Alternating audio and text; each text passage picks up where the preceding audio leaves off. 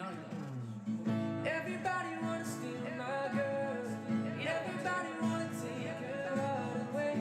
Couple billion in the whole world. Found another one, but she belongs to me. Yuda, have you ever told anyone that they're the one for you before bells come to your life? Yan ang naging tanong ko kay Donnie Pangilinan at sinagot naman niya ng napakaseryoso.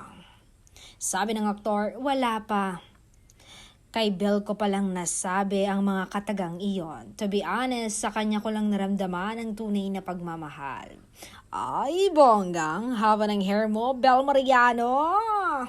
Nabihag mo ang puso ni Donnie Pangilinan.